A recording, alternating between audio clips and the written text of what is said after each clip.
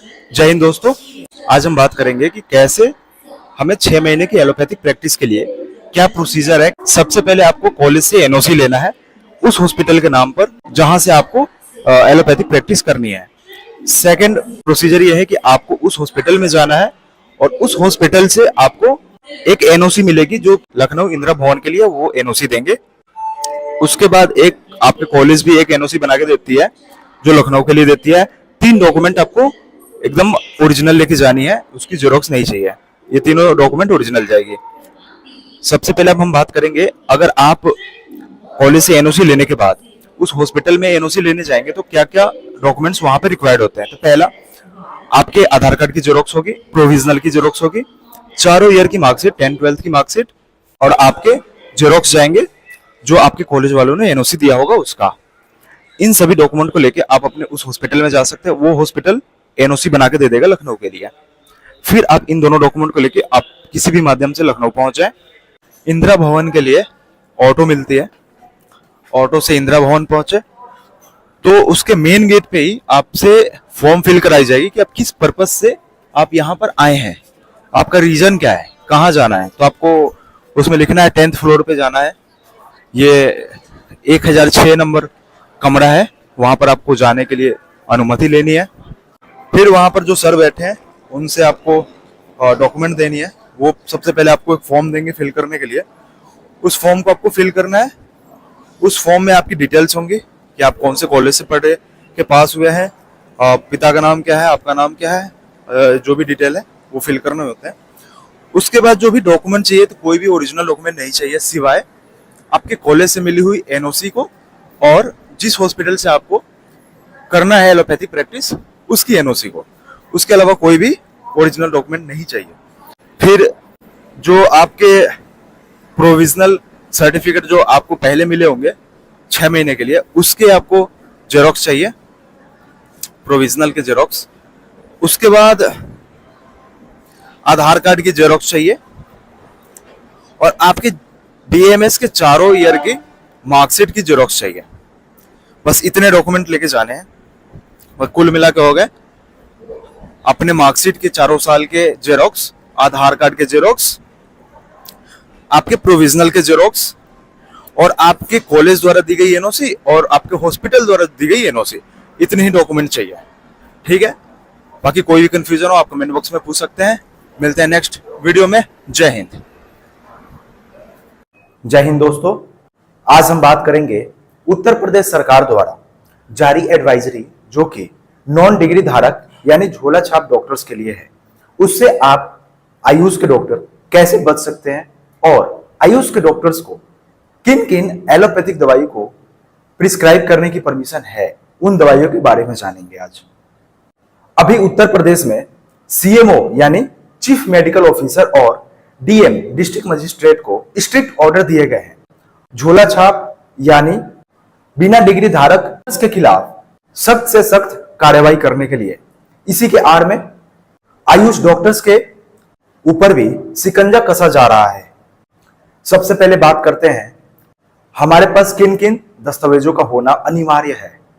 Degree जो कि university से मिला है उसके सर्टिफिकेट, प्रोविजनल और रजिस्ट्रेशन इंटर्नशिप वाला, इंटर्नशिप के सर्टिफिकेट, उत्तर प्रदेश स्वास्थ्य विभाग द्वारा registration certificate, district Ayurvedic officer द्वारा प्रमाणित सर्टिफिकेट। इन चारों डॉक्यूमेंट का आपके मेज पे होना अनिवार्य है।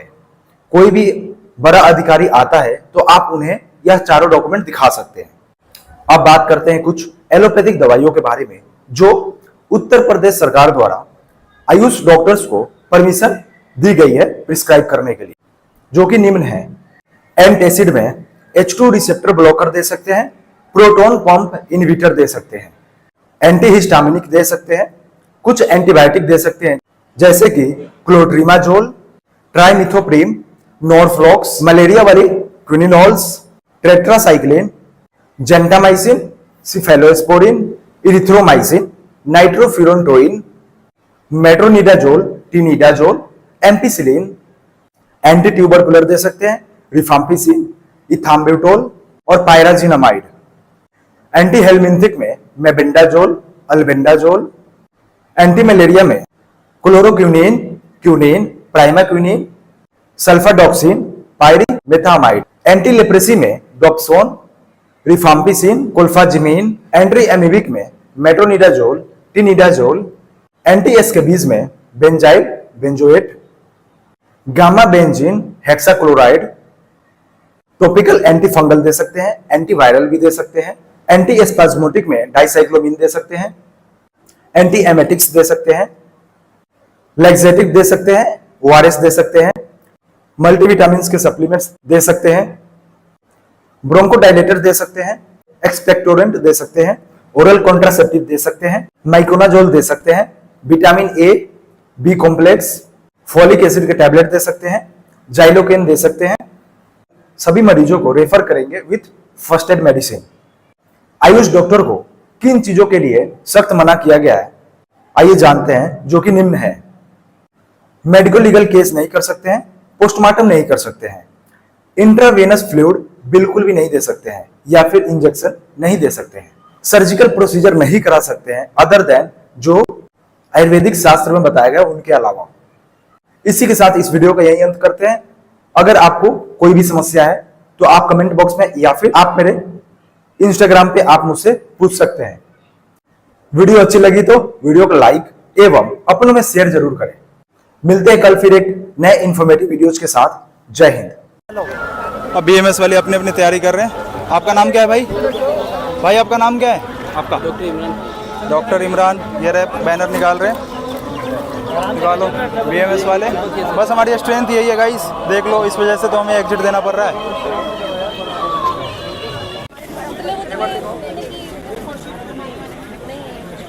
सबका मुर्दाबाद मुर्दाबाद मुर्दाबाद। तुम्हारी नीति नहीं चलेगी, नहीं चलेगी, नहीं चलेगी, तुम्हारी नीति नहीं चलेगी, नहीं चलेगी, नहीं चलेगी, तुम्हारी नीति नहीं चलेगी, नहीं चलेगी, नहीं चलेगी, एनसीआई से मैंने एनसीएच की तानाशाही नहीं चलेगी, नहीं चलेगी। के अंदर अपने बीएचएमएस कोर्स के अंदर दिया तो वहां पे हमें कोई भी नहीं बताया गया कि आपको जब पास करेंगे तो आपको एक लाइसेंस एग्जाम देना पड़ेगा। ये जो नया नियम है 2020 के अंदर बनाया गया और इसे 2023 के अंदर इसको रेगुलेशन के अंदर पास किया गया। और 2023 के अंदर ही क्या करती है सरकार, बोलते कि जो बच्चे अब इंटर्नशिप कर रहे हैं उनको ये न्यू लाइसेंस एग्जाम देना पड़ेगा। लेकिन हम लोगों ने 2021 के अंदर, ये देखिए एनसीएच बोर्ड ने अपने खुद आरटीआई के अंदर लिख के दिया गया है, जिसे हमने आरटीआई के थ्रू अभी लगा के निकाला गया है। उसके अंदर साफ साफ ये कहता है कि सेकंड पॉइंट के अंदर नहीं, राष्ट्रीय निकास परीक्षा उन छात्रों के लिए लागू नहीं होगा जिन्हें 2021 वर्ष से पहले प्रवेश दिया गया है। लेकिन अब ये कह रहे हैं कि आपसे उससे कोई फर्क नहीं है। हमने 21 के अंदर कुछ और बोला था और अब हम 23-24 के अंदर कुछ और बोल रहे हैं। रातों रात इन लोगों ने आयुर्वेदा के अंदर भी लिखा हुआ, यहाँ पे देखेंगे सेकंड पैराग्राफ, ये थर्ड पैराग्राफ साफ लिखता है कि 2021 में, मतलब आयुर्वेदा में भी और होम्योपैथी में भी दोनों ने हमें 2021 के अंदर ये बताया कि भाई आप लोगों का पेपर नहीं होगा, आप लोग कोई तैयारी मत कीजिए, आप अपना जो जनरल एग्जाम है उसको दीजिए और उसको पास करने के बाद हमको लाइसेंस दे देंगे। लेकिन अब ये नए रूल से कह रहे हैं कि आपको एक और एग्जाम देना पड़ेगा, 4 साल की पढ़ाई दोबारा पढ़ना पड़ेगा। इंटर्नशिप में होने के बाद हमारे पास इतनी फुर्सत नहीं होती है कि हम लोग अपनी ड्यूटी भी करें और हम लोग अपनी एग्जाम की तैयारी भी करें। तो ये एकदम बिल्कुल अन्याय है, आयुष छात्रों के साथ बिल्कुल हो रहा अन्याय है। इसके खिलाफ आयुष छात्र अपनी बातों को आयुष मंत्रालय के अंदर रखेगा और उम्मीद करते हैं कि ये चीज को समझी जाएगी। धन्यवाद। जैसे कि हमारे आलोक भाई आयुष मंत्रालय क्या रोल है? आयुष मंत्रालय का तो रोल है भाई, ये कानून पारित कहाँ से होते हैं, ये कानून बनते कहाँ से? कानून तो सदन से बनते ना, आयुष मिनिस्टर बनाते हैं ना। मैं एक सिंपल कहना चाहता हूँ, जो आयुष मिनिस्टर साहब बने हैं, क्या उनका भी एग्जिट एग्जाम होता? क्या उनका भी नेक्स्ट एग्जाम होता? उनको आयुष मिनिस्टर बनाने से पहले उनका नेक्स्ट एग्जाम होता कि आप आयुष मिनिस्टर बनने के काबिल है या नहीं है? तो हम लोग यहाँ पे पढ़ के आ रहे, इन्हीं का सिलेबस था ना, इन्हीं लोगों का सिलेबस बनाया हुआ बीएमएस का है ना, हमारा तो नहीं है ना। इन्हीं का सिलेबस देकर पास हुए ना हम लोग, तो फिर हम पर शक किस बात का शक करते हैं? क्या कहना है आप लोग इस मांग को लेकर? बात है बस हम लोगों की यही बात है, हम लोगों की यही मांगे कि न्यू रूल अभी किसी ने नहीं, स्टूडेंट का तो कोई सुनने का ही नहीं। यहाँ पे क्या होता है, मैं आपको मीडिया को भी बता रहा हूँ, अभी एक सोनाक्षी सिन्हा की शादी हो रही है, सारी मीडिया सोनाक्षी सिन्हा पे, अरे जो देश का भविष्य है, स्टूडेंट, मेडिकल, अभी जब कोरोना हुआ था ना, कोरोना में क्या सोनाक्षी सिन्हा काम आई थी, क्या सलमान खान काम आया था, क्या शाहरुख खान काम आया था, ये आयुष स्टूडेंट काम आए थे। इन्होंने 24 घंटे ड्यूटी करी आयुष वालों ने, 24 घंटे कोरोना में मरे हैं। कोरोना में ये मंत्री काम नहीं आए थे, एसी में लेटे थे ये लोग। इसमें एक बात हो कि एमबीबीएस स्टूडेंट पे नहीं क्या गया, एमबीबीएस स्टूडेंट का भी कह रहे हैं। ये दुर्व्यवहार है। अगर आपको एग्जाम लेना है तो आप एमबीबीएस वालों का भी लो ना, आप डी फार्मा वालों को भी लो ना। होनी चाहिए इस मामले की। देना नहीं, हम डॉक्टर है, हम सर्व करने आते हैं। हमें पॉलिटिक्स में मतलब नहीं है। हेल्थ के साथ हम नींव है भारत की, ठीक है। हमारे साथ अगर दुर्व्यवहार नहीं करना है, ये कि दोगलापन नहीं करना है। एमबीबीएस में आप 2000 जीवन के 10 साल लगा के पॉलिटिक्स कर 10 साल पढ़ाई में लगा के पॉलिटिक्स करने के लिए नहीं आया यहाँ कोई स्टूडेंट। अगर आपको पॉलिटिक्स बॉडी बोलेगी कि मैं और डॉक्टर की आबादी बढ़े, आप डॉक्टर पे फिल्टर कैप लगा के कभी भी एक अच्छे भारत की संरचना नहीं कर लगता है, आपको लगता है कि ऐसे प्रोटेस्ट में आपको यूज किया जाता है पॉलिटिकल बॉडी द्वारा इन अ सेंस? अब ये तो वेरी फर्स्ट प्रोटेस्ट है, ऐसे तो कोई यूज करा नहीं जाता है। आखिर हम अपनी मांग कहाँ रखने जाएंगे? कहीं ना कहीं स्टूडेंट तो आएंगे ना बोलने के लिए। तो आपको किसी पॉलिटिकल बॉडी ने नहीं, हमें किसी अपनी तरफ से आए, किसी पॉलिटिकल पार्टी का ना कोई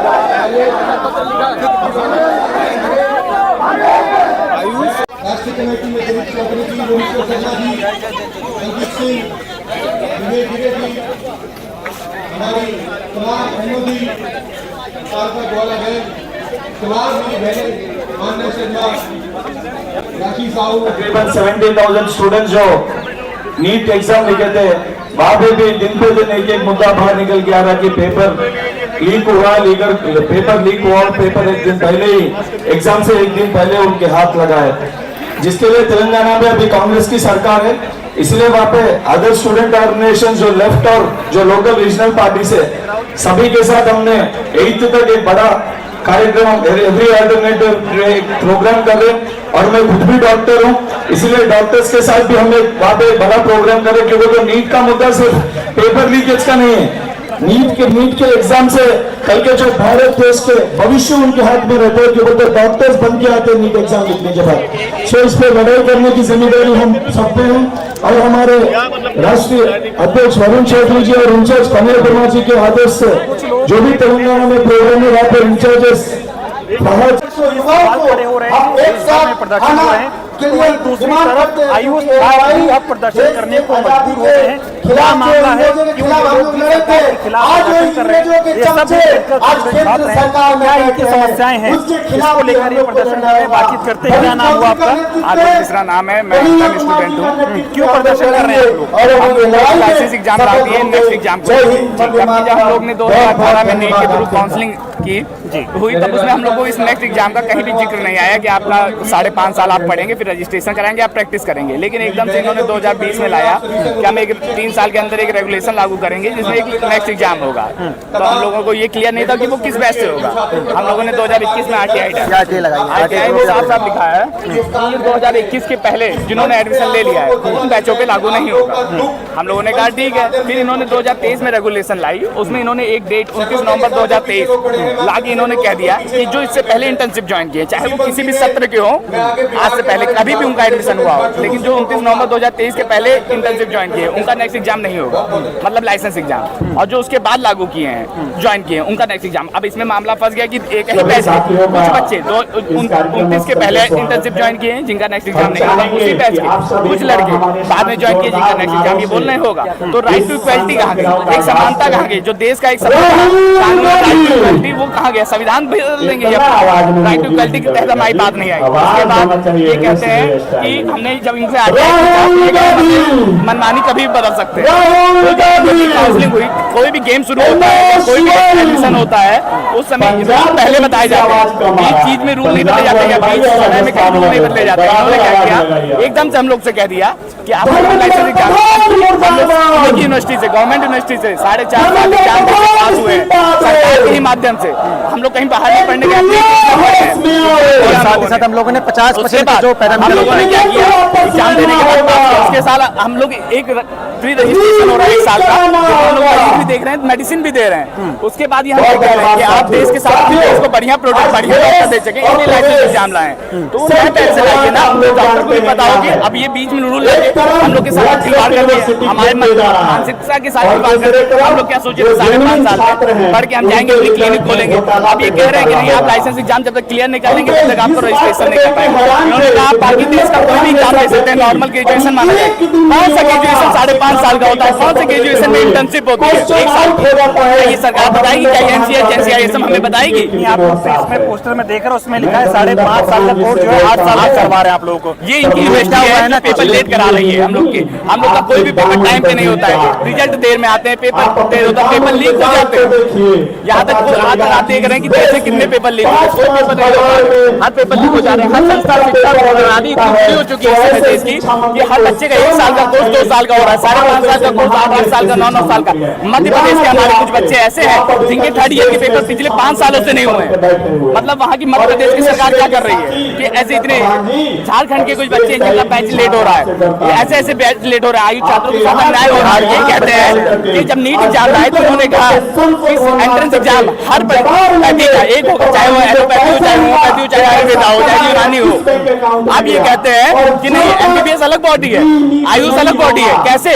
जब सबका एंट्रेंस एग्जाम एक है तो बॉडी अलग कैसे? जब उनका एग्जिट एग्जाम 2024 के बाद से लागू हो रहा है, 2029 में पहली बार कंडक्ट हो रहा है, तो हम लोग का एग्जाम तो नीट के थ्रू एडमिशन लिए, तो हम लोग का क्यों 2023 के पहले से लागू हो रहा है? आप लोगों का कहना है आप लोगों के साथ सरकार जो है खिलवाड़ कर रही है, अन्याय कर रही है। हम लोग का खिलवाड़ कर रही है, अन्याय कर रही है सरकार, और हम लोग की तरफ बिल्कुल ध्यान नहीं दे रही। हम लोग के ऊपर एक नए से नए रूल लगाए दे रही है, हम लोग के ऊपर अत्याचार कर रही है। उसके अलावा मंत्रालय के खिलाफ नारेबाजी कर रहे थे आप लोग। हाँ, आयुष मंत्रालय के खिलाफ नारेबाजी इसलिए कर रहे हैं कि हम लोग इतनी RTI के जवाब मांग। संसद घेराव में जो कि नीट का घोटाला NTA द्वारा किया गया है, बीजेपी की सरकार के संरक्षण में किया गया है, इसमें पूरे देश के कोने कोने से पधारे हमारे NSY के साथियों का स्वागत, वंदन, अभिनंदन। और आप जो सभी यहाँ पर कोने कोने से आए हैं, आप सभी को मैं सैल्यूट करता हूँ, धन्यवाद ज्ञापित करता हूँ, क्योंकि आप वो लोग हैं जो आज भीषण गर्मी में उन 24 लाख छात्रों को जो नीट से प्रताड़ित है, उन लाखों छात्रों को जो अन्य पेपर लीक से प्रभावित है, उनको न्याय की दिलाने की लड़ाई में आज यहाँ पर बैठे हुए हैं। जब इस लड़ाई का इतिहास लिखा जाएगा तो निश्चित तौर पर हमेशा आपको इस लड़ाई को जिताने वालों में याद करा जाएगा। और जो लोग नहीं आए, जो घर पे बैठे हैं, वो इस बात को लेकर पछताएंगे कि जब 24 लाख छात्रों की लड़ाई लड़ी जा रही थी दिल्ली में NSY के द्वारा, और हम घर में जो है इसी में बैठकर आराम कर रहे थे।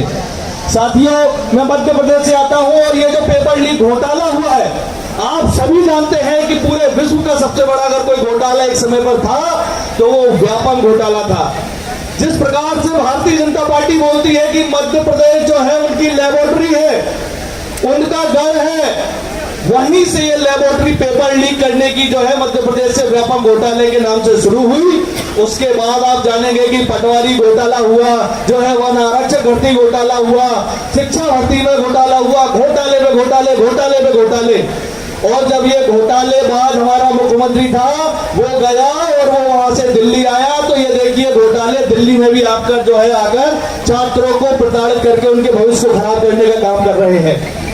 जो NTA के चेयरपर्सन है जोशी जी, वो मध्य प्रदेश से ताल्लुक रखते हैं। उन्होंने मध्य प्रदेश में 2000 में वो प्रोफेसर हुआ करते थे हमारे यहाँ RDVV विश्वविद्यालय में, लेकिन संघ के चाटुकार होने की वजह से उनको भारतीय जनता पार्टी की सरकार ने MPPSC का 2006 में चेयरमैन बनाया।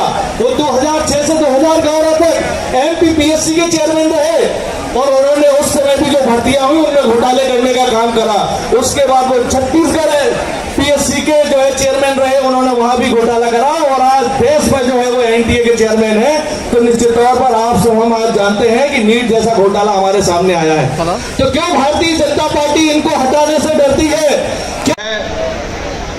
प्रभाकर जी और आलोक मिश्रा जी जो अपनी मांगों का रिप्रेजेंटेशन आप सभी के सामने लेकर आए हैं, मैं चाहूंगा कि ये हमारे भाई अपने बीच में आप सभी के बीच अपनी बात रखें। उससे पहले जो मेरे एनएसयूआई के साथी किसी भी प्रदेश से आए और पीछे खड़े, ये कुर्सियां आप लोगों के लिए लगवाई गई हैं।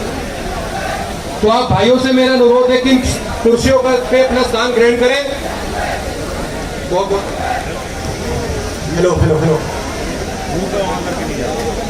जी नमस्कार, मैं Prabhakar Yadav Nehru homeopathic medical college से यहाँ पर आया हूँ। मैं एनएसयूआई टीम का बहुत बहुत आभार व्यक्त करता हूँ और सभी जो मीडिया के प्रभारी लोग हैं उन लोगों हमारी आवाज़ को मंत्री जी तक पहुंचाने के लिए आए हैं, उनके सभी को मैं आभार व्यक्त करता हूं। जी देखिए, हम लोग की जो प्रॉब्लम है वो ये है कि 2020 के अंदर एक न्यू एक्ट आता है जिसे ये लोग NCH एक्ट या NCISM एक्ट कहते हैं, ठीक है। इसके अंदर ये लोग हमें ये कहते हैं कि आपको जो आपने अपने 4.5 साल की पढ़ाई करी थी उसके पास करने के बाद एक और एग्जाम देना पड़ेगा जिसे इन्होंने लाइसेंस एग्जाम या फिर एग्जिट एग्जाम का नाम दिया गया है। जब ये देखिए RTI की प्रूफ, हम सभी आयुष छात्रों ने RTI की प्रूफ लगाया और RTI के थ्रू सरकार से ये सवाल पूछा कि ये जो एग्जाम है वो आप कब लेंगे। तो इन्होंने ये कहा कि ये जो एग्जाम है ये 2021 के बाद एडमिट किए गए बच्चों के साथ होगा, लेकिन पिछले ही वर्ष 2023 के अंदर ये लोग NCISM और NCH जो होम्योपैथिक और आयुर्वेदिक की एक गवर्निंग बॉडी है वो एक नोटिफिकेशन निकालती है और ये कहती है कि नहीं नहीं नहीं, ये जो RTI थी वो तो हमने गलती से बोल दिया था। मतलब 2021 के अंदर जो बोला गया उत्तराखंड बोर्ड और NCH बोर्ड ने वो की कोई वैल्यू नहीं है। अब ये कह रहे हैं कि जो बच्चे इंटर्नशिप कर रहे हैं 29 नवंबर और 20 नवंबर होम्योपैथी के लिए और 20 दिसंबर आयुर्वेदा के बच्चों और यूनानी के बच्चों के लिए, वो बच्चे अब इंटर्नशिप के बाद ये एग्जाम को देंगे। जिस एग्जाम के बारे में हमें कोई भी बताया नहीं गया, इस एग्जाम के अंदर क्या आएगा, ये MCQ क्वेश्चन होंगे या फिर थ्योरी बेस्ड पेपर होंगे, कोई भी नहीं बताया गया है अभी तक। और इनका सिर्फ ये कहना है कि 270 दिन जब अपने आप इंटर्नशिप के पूरे कर लेंगे उसके बाद आपको एक पेपर देना है।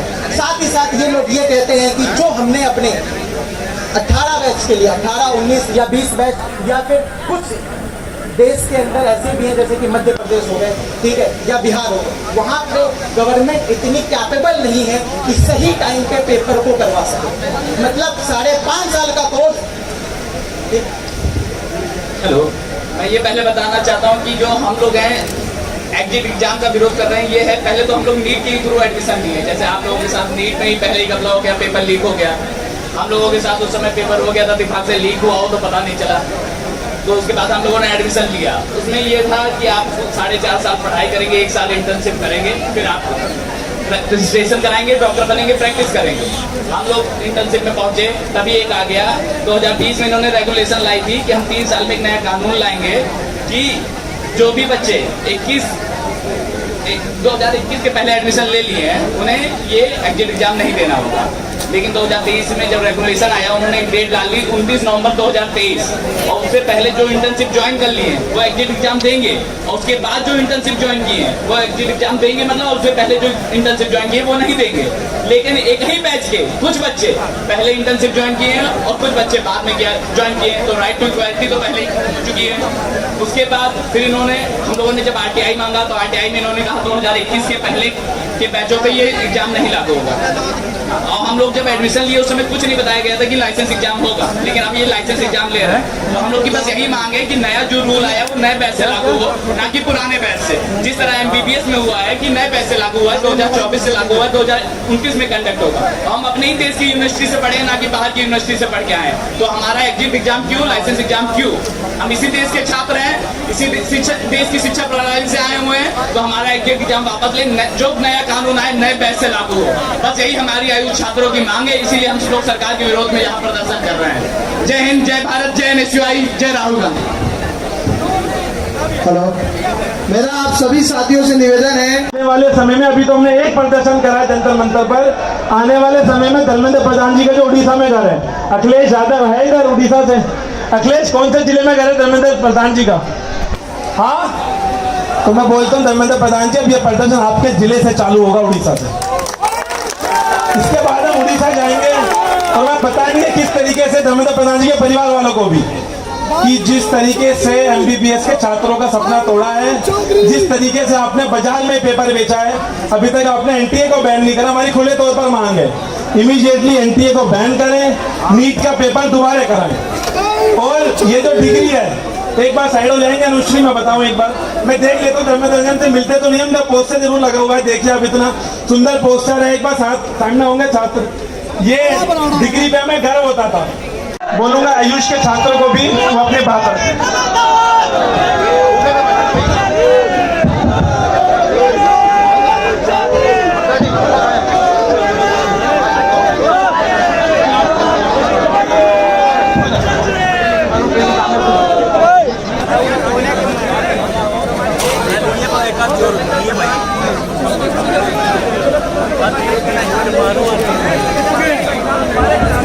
निशान स्टेज के पास आओ। निशान निशान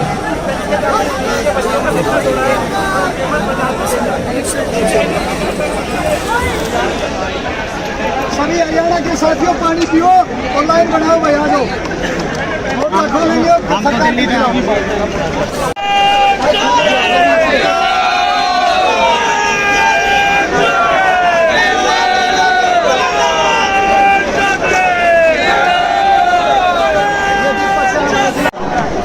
हम पीसफुली बैरिकेड को क्रॉस करके फिर राइट हैंड साइड की तरफ जाएंगे।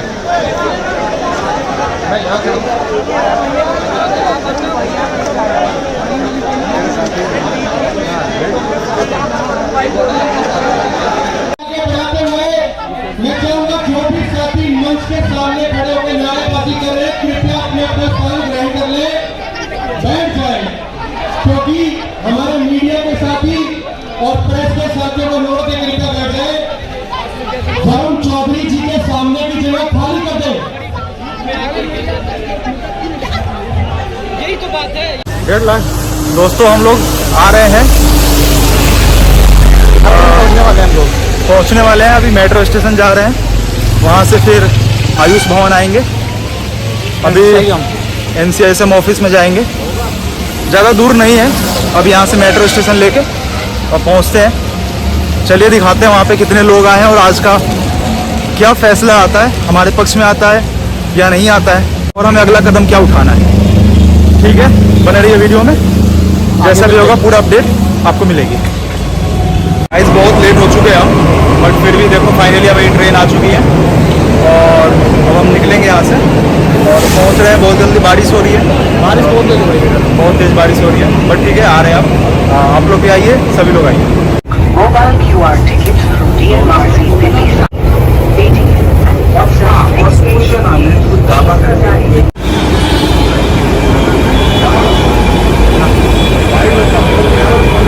क्या कहना चाह रहे हो भाई, बताओ।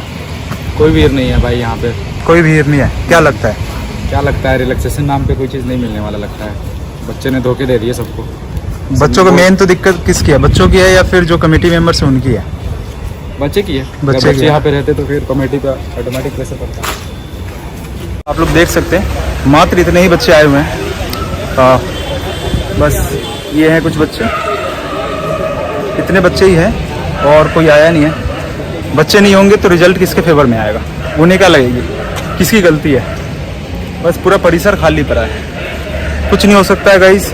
आयुष के बच्चों नेक्स्ट आपको देना ही पड़ेगा, क्योंकि जब तक आप ही एक्टिव नहीं है कमेटी मेंबर्स क्या कर लेंगे आपका। चलिए देखते हैं बाकी आज की मीटिंग में क्या होता है। ठीक है रमेश भाई, टाइम क्या हो रहा है बताओ भाई? इस टाइम 11 बज रहे हैं। 11 बज रहे हैं, क्या लगता है तुम्हें? और बच्चों?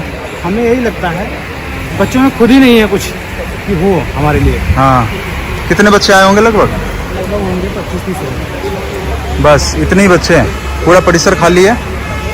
क्या लगता है नेक्स्ट रहेगा, हटेगा? देखो हटना चाहिए, हम तो यही करके आए हैं, हटना चाहिए। लेकिन बच्चों की जो एफर्ट्स है उसकी वजह से लग रहा है तो नहीं हटता। ठीक है। कमेटी मेंबर जो है उन्हें कैसे लगेगा कि बच्चों को दिक्कत है, प्रॉब्लम है उनको, तो हमारे फेवर में कैसे लेंगे डिसीजन, जब ऐसा उनको दिख ही नहीं रहा है कुछ कि बच्चों को प्रॉब्लम है भी। 20-25 थोड़ी ना पूरा आयुष के बच्चे हैं पूरा टोटल। सही बात कह रहे हो। बहुत सारे बच्चे हैं, मतलब कम से कम तो 8-10 हज़ार बच्चे हैं और हैं। कम से कम 1000 बच्चे भी होते। हाँ, तो भी कुछ प्रेशर कम से कम ये जो इनका परिसर है पूरा भरा होना चाहिए था, जो कि पूरी खाली है। बस यही है बच्चों। गाइज लग नहीं रहा है कि ऐसा कुछ हो सकता है, कैंसिल होगा, क्योंकि बच्चे की भीड़ नहीं है यहाँ पे, बच्चे ही नहीं है। अगर आप आना चाहते हो तो आ जाओ, मीटिंग के बाद तक भी आप यहाँ पे पहुँच सकते हो। यहाँ पे आने के लिए आपको शिवाजी पार्क नज़दीकी मेट्रो स्टेशन है, वहाँ से 1 किलोमीटर का डिस्टेंस है। आप ई रिक्शा से भी आ सकते हैं यहाँ पे। ज़्यादा से ज़्यादा लोग आए तभी यहाँ पे कुछ हो सकता है, वरना कुछ नहीं हो सकता। बाकी देखते हैं आज का रिजल्ट क्या रहता है।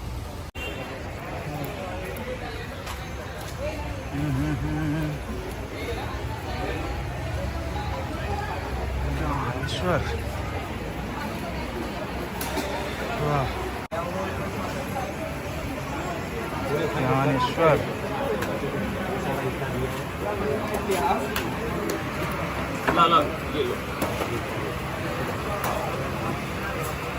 नाम क्या तुम्हारा? Dnyaneshwar Shinde from Maharashtra, LKR Ayurveda Gadhinglaj Kolhapur. Ayurveda. Best of luck guys, best of luck भाई सभी को, बेस्ट ऑफ लक। आ जाओ सारे, चलो आ जाओ, आ जाओ, झंडे गाड़ने का टाइम आ गया।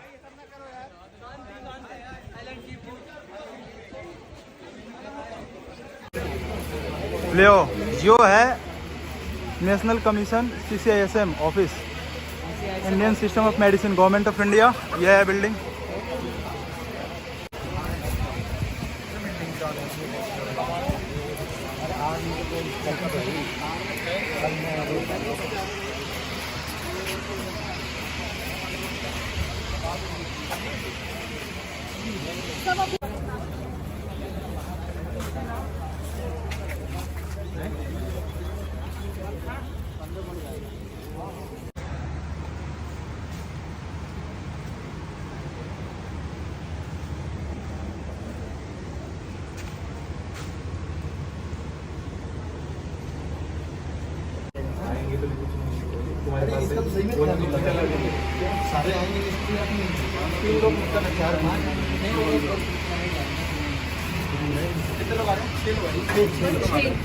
बाकी सब यही खड़े रहना, अब तुम लोग सबको मैनेज कर लो। बाहर आ रही हैं, हम अभी नीचे सारे अंदर नहीं जाएंगे। Best of luck guys. ये लो फाइल लो।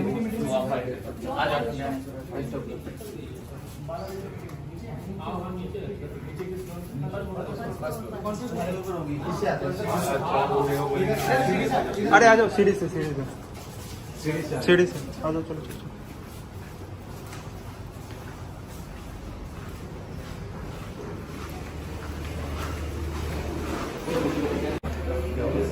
वीडियो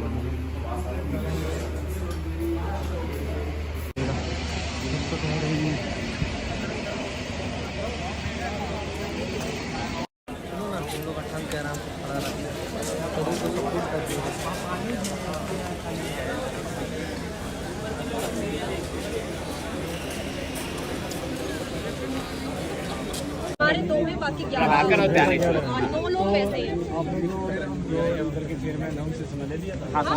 सब कुछ है, ये ऑफिशियल आयुष कमेटी, आयुष विभाग की तरफ से, आयुष मंत्रालय की तरफ से ये कमेटी गठित की गई है, जिसका टाइम भी आयुष मंत्रालय द्वारा निर्धारित किया गया है। तो आप लोग कुछ बाइट लेंगे इस पे? मतलब बाइट नहीं, वो है आपके पहले तो इसको थोड़ा सा कर देंगे, जो भी रिजल्ट आएगा आज। हाँ, जो भी आज का रिजल्ट है या जो भी हम लोग मीटिंग के बाद बताएंगे वो आप आज अपडेट कर दीजिए। रिस्पॉन्स अपडेट कर देंगे आप लोग। नहीं, कोई नहीं सर। कौन सी टीम से? DD news. आप अपना फोन नंबर एक बार दे दीजिए प्लीज। आपको हम 9466 रहता है, वीडियो में डाल कर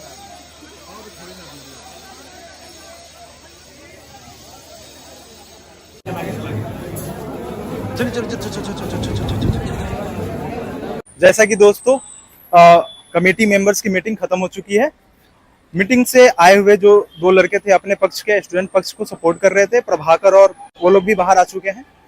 और अभी हमें अपडेट मिल चुका है, इन्होंने हमारी सारी प्रॉब्लम्स को रखा है कमेटी मेंबर्स के सामने। कमेटी मेंबर्स को समझाने की पूरी कोशिश की गई है।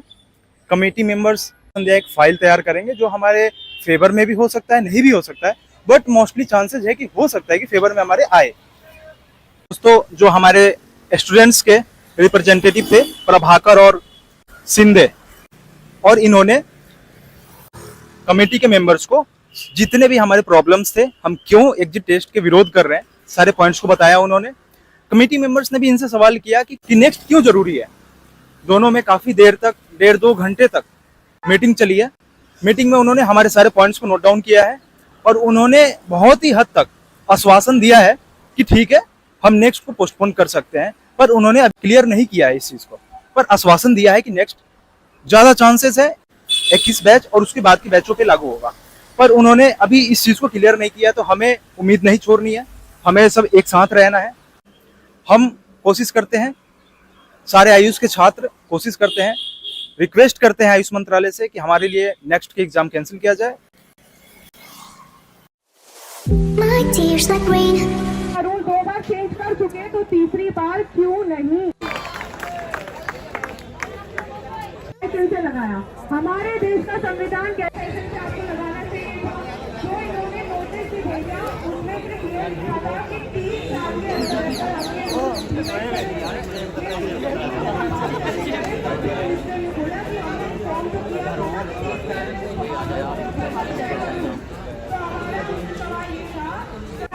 तक 2023 तक के एडमिशन हो चुके थे, उसके भी 21 दिन बाद ये रूल आया, तो आप 2023 बैच तक ये नहीं लगा सकते। तीसरा पॉइंट ये कि जब हमने एंट्रेंस दिया तो हमने सबने साथ में दिया, आयुष वालों ने भी दिया और MBBS वालों ने भी दिया, तो अब एग्जिट हम अलग अलग क्यों दें? जिस बच्चे ने मेरे साथ एग्जाम दिया था नीट का, जो मेरे ही बैचमेट थे, अब वो लोग तो ये एग्जाम नहीं देंगे, लेकिन हम वो एग्जाम। भारत माता की, भारत माता की।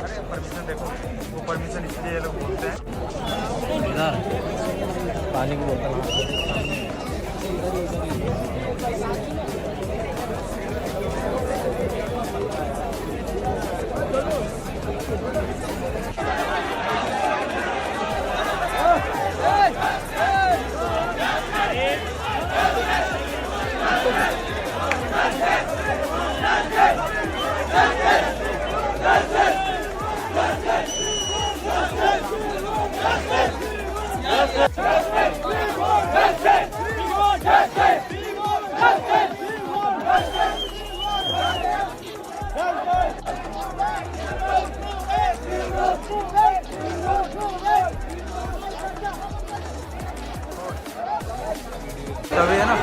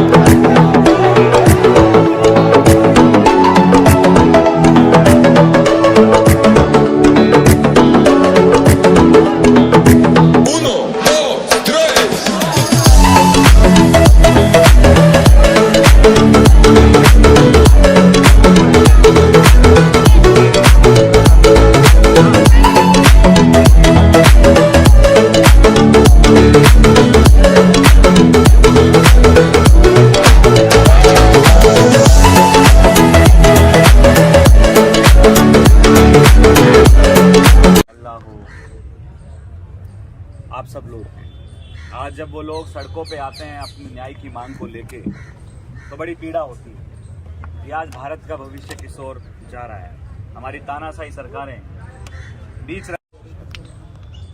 साथियों, आपकी मांग जो है हम सब ने पढ़ी और बिल्कुल जायज़ मांग है। ये सच्चाई भी है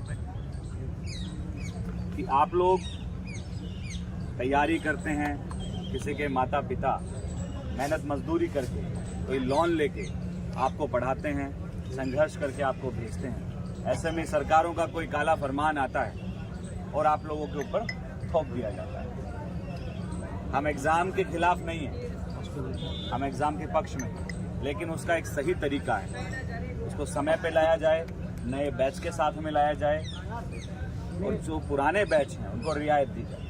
यही हमारी मुख्य मांग है। तो आपकी मांग बिल्कुल जायज़ है, हम लोग साथ में हैं। आज आप में से कुछ लोगों को जो है पुलिस ने डिटेन भी किया है और सख्ती से भी पेश आई है, तो आपको डरने की आवश्यकता नहीं है। प्रजातंत्र में हमारा हथियार यही है। महात्मा गांधी ने सबसे बड़ा अगर हथियार किसी को बनाया वो आंदोलनों को बनाया। आप सब ने बहुत शांतिप्रिय तरीके से इस आंदोलन को लीड किया है। पूरे हिंदुस्तान को पता है कि आज आप सब लोग जंतर मंतर पे जो है आंदोलन कर रहे हैं। इतनी संख्या में आप लोग इकट्ठा हुए हैं, ये कोई आम बात नहीं है। ये आपके यूनिटी की शुरुआत है। इस शुरुआत को आप जारी रखिए। हम सब लोग पूरी NSUI आप लोगों के समर्थन में, आप लोगों के साथ में। जय हिंद दोस्तों, आज का यह वीडियो हमारे जूनियर्स के लिए समर्पित है जो कि आजकल बहुत ज़्यादा मानसिक असंतुलन एवं तनाव से गुजर रहे हैं। इनके स्ट्रेस और एंजाइटी के मुख्य कारण नेक्स्ट का एग्जाम है। मानते हैं कि नेक्स्ट एग्जाम से 2020 तक के बैच को रिलैक्सेशन मिल चुका है, परंतु मैं उन सभी 2020 तक के बैच को हाथ जोड़ के रिक्वेस्ट करता हूं कि वह जूनियर्स को भरपूर सपोर्ट करें। ऐसा नहीं है कि हम बच गए हैं तो हमारा काम खत्म हो गया, बल्कि हमें पूरे आयुष को एक साथ रहकर एक दूसरे को सपोर्ट करना चाहिए। Special thanks to NIMA association team for your support. इस वीडियो के माध्यम से आज मैं बात करूंगा आयुष छात्रों की मांगे एवं 22 अक्टूबर 2024 को होने वाली प्रोटेस्ट को आप कैसे एक सफल प्रोटेस्ट बना सकते हैं उसके बारे में। अगर आपने अब तक इस चैनल को सब्सक्राइब नहीं किया है तो चैनल को सब्सक्राइब कर लें फॉर लेटेस्ट अपडेट। जैसा कि आप सभी को पता है, 25 सितंबर को पूरे देश से आए आयुष छात्र माननीय आयुष मंत्री श्री प्रताप राव जाधव जी से मुलाकात की। बच्चों ने नेक्स्ट एग्जाम के प्रति अपनी असहमति दिखाई थी, तो आदरणीय मंत्री जी ने यह आश्वासन दिया था कि किसी भी बच्चों के साथ अन्याय नहीं होगा एवं एक कमेटी का गठन किया जाएगा जो विचार विमर्श करके अपने सुझाव को सभी के सामने, सभी के हित में लाएगी। जैसा कि अभी तक मंत्रालय से कोई भी ऐसी अपडेट्स नहीं मिली है जिसके एवज में आयुष छात्र 22 अक्टूबर 2024 को समय 10 बजे सुबह जंतर मंतर दिल्ली में शांतिपूर्वक धरना प्रदर्शन करने का निर्णय लिया है। अतः आप सभी से आग्रह है कि अगर आप नेक्स्ट एग्जाम का विरोध करते हैं तो आप सभी 22 अक्टूबर को जंतर मंतर पे बहुत संख्या में पहुंचकर आप अपना विरोध जता सकते हैं, क्योंकि यह लास्ट चांस है। अभी फरवरी से पहले एग्जाम को लेके गैजेट निकलने वाली है। अगर अब नहीं आप साथ आए तो कुछ नहीं हो सकता है, आपको नेक्स्ट का एग्जाम देना ही पड़ेगा। इसलिए आप सभी से मैं निवेदन करता हूं, बहुत भारी से भारी संख्या में दिल्ली के जंतर मंतर पे 22 अक्टूबर 2024 को समय 10 बजे अवश्य पहुंचे। अब मैं बात करता हूं आयुष छात्रों की मांगों को लेकर। वीडियो को पॉज करके जो भी मैं मांगों को बता रहा हूं उसे नोट डाउन कर लें। इससे आप अपने पॉइंट्स को मीडिया के सामने आसानी से रख सकते हैं। पहली मांगे 29 दिसंबर 2023 की रूल ओल्ड बैच पर क्यों लगाया जा रहा है। 2022 में माननीय प्रधानमंत्री जी द्वारा कहा गया था MBBS और आयुष दोनों समान हैं, तो MBBS के छात्रों को 2023 तक नेक्स्ट एग्जाम से वंचित रखा गया है, परंतु आयुष के साथ यह सौतेला व्यवहार क्यों। न्यू पॉलिसीज को बैच के बीच में नहीं इंप्लीमेंट करना चाहिए। इंडिया में 2021 के कुछ बैच अपने फाइनल ईयर में है, तो क्या उनके पास टाइम है कि नेक्स्ट के सिलेबस के अकॉर्डिंग वह अब पढ़ पाए? क्योंकि नेक्स्ट के सिलेबस में नेगेटिव मार्किंग, ऑब्जेक्टिव क्वेश्चंस आते हैं, परंतु यूनिवर्सिटीज के पेपर में सब्जेक्टिव क्वेश्चंस आते हैं। नेक्स्ट के सिलेबस के अनुसार इसमें बीएमएस के फर्स्ट ईयर से फाइनल ईयर तक के whole syllabus with clinical plus non clinical questions आएंगे। जबकि आज तक ऐसे पैटर्न पर हमें पढ़ाया नहीं गया, तो अचानक से हमें इतना ज़्यादा मेंटल प्रेशर क्यों दिया जा रहा है? और अगर आप 2021, 22 और 23 के बैच अभी नहीं जगे तो आपका कुछ नहीं हो सकता है। 22 अक्टूबर 2024 को अगर हर एक कॉलेज से सिर्फ 50 बच्चे ही आ जाए तो यह प्रोटेस्ट सफल हो जाएगा और आप सभी नेक्स्ट से आज़ाद हो जाएंगे। नेक्स्ट कितना कठिन है यह मुझे आपको बताने की जरूरत नहीं लगता, आप सभी को पता है। अब बात करते हैं आप अपने प्रोटेस्ट को सफल प्रोटेस्ट कैसे बना सकते हैं। फर्स्ट, आप सबको अपने 2021, 2022 और 2023 के बैच में जाकर नेक्स्ट के एग्जाम के बारे में बताना होगा। आप उनसे यह पूछ सकते हैं कि क्या उन्हें एडमिशन लेते समय ऐसे कोई भी एग्जाम्स के बारे में क्या बताया गया था?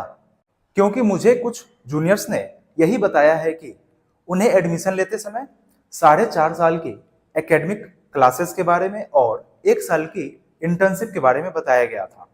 नेक्स्ट के बारे में गैजेट नोटिफिकेशन दिसंबर 2023 में आया था, जब तक आप सबने आयुष में काउंसलिंग अपनी करा चुके थे, सभी के पेमेंट्स भी जा चुके थे और कुछ की तो क्लासेस भी शुरू हो चुकी थी। यह बहुत ही कठिन एग्जाम है जो कि 480 मार्क्स के होंगे, प्रत्येक क्वेश्चन 4 मार्क्स के, जिसमें 120 क्वेश्चंस आएंगे।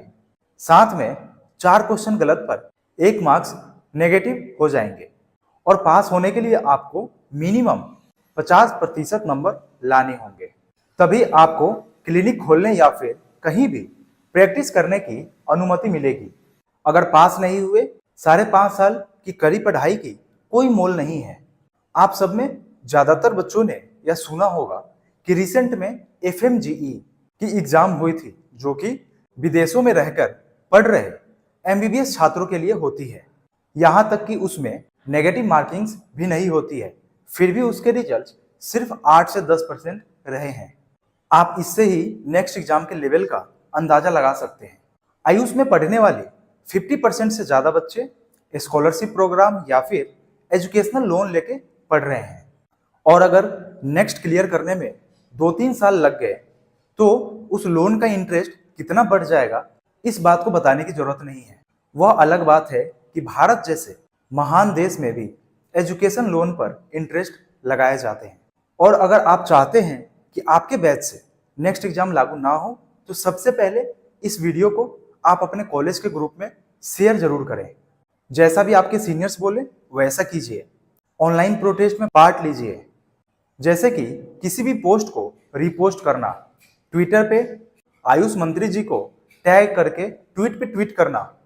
मोस्ट इंपॉर्टेंट, ऑफलाइन प्रोटेस्ट में जरूर से जरूर जाएं। वह आपके एक्चुअल स्ट्रेंथ को बताता है सिस्टम को। जैसा कि आप सभी को पता है 22 अक्टूबर 2024 को ऑफलाइन प्रोटेस्ट दिल्ली में जंतर मंतर पर रखी गई है, जिसके लिए director commissioner of Delhi police से भी परमिशन मिल चुकी है, जिसकी टाइमिंग सुबह के 10 बजे रखी गई है। आप अपने कॉलेज के फ्रेंड से बात कर सकते हैं, उनसे बोल सकते हैं चलने के लिए। ज़्यादा से ज़्यादा बच्चे इस प्रोटेस्ट में आए और इस प्रोटेस्ट को सफल बनाइए, तभी आप इससे बच सकते हैं। आप एक दूसरे पर यह मत छोड़िए कि मैं नहीं जाऊंगा तो कोई फर्क नहीं पड़ेगा, मेरा दोस्त तो जा ही रहा है, परंतु इससे बहुत फर्क पड़ेगा। ज़्यादातर लोग यही सोच के नहीं आते हैं। दूर की कॉलेज गर्ल्स नहीं आती हैं, जिससे स्ट्रेंथ बहुत ही कम हो जाता है। हर कॉलेज से बस बुक कर लें, दूर वाले अपनी ट्रेन की रिजर्वेशन करा लें और आप अपने प्रोटेस्ट को सफल बनाइए। अगर यह प्रोटेस्ट सफल रहा तो तुरंत कमेटी बन के डिसीजन आपके हित में होगी। अतः आप सभी से निवेदन है कि इस प्रोटेस्ट में शामिल जरूर हो। और अगर आपके कॉलेज से परमिशन नहीं मिलती है जाने के लिए तो आप उनसे पूछ सकते हैं फालतू के सेमिनार ऑर्गेनाइज कराने की परमिशन कहाँ से आ जाती है। यह हमारे फ्यूचर की बात है तो क्यों नहीं मिलनी चाहिए परमिशन। और अगर कॉलेज नहीं मानता है, जो भी कॉलेज की कमी है, जो कि हजारों होती है, आप उसका फोटो या वीडियो मेरे इंस्टाग्राम या फिर व्हाट्सएप पे भेज सकते हैं। मैं आपको यह आश्वासन देता हूं कि मैं उसको secretary of Ayush Rajesh Kotecha sir तक जरूर पहुंचाऊंगा। सोचने वाली बात यह है कि सेमिनार ऑर्गेनाइज कराने वाले एक से बढ़ के एक कंपनी है, एक से बढ़कर एक डॉक्टर है, साथ में एक से बढ़कर एक कंपनी के सीईओ एवं फाउंडर भी हैं। किसी ने भी आज तक आयुष स्टूडेंट का साथ नहीं दिया, सब बस अपने बिजनेस कर रहे हैं। यही सबसे ज्यादा निराशाजनक बात है। इसी के साथ इस वीडियो को यहीं अंत करता हूं। अगर कोई भी क्वेरी है तो आप कमेंट बॉक्स में या फिर मेरे इंस्टाग्राम पे आप मुझसे पूछ सकते हैं। जय हिंद।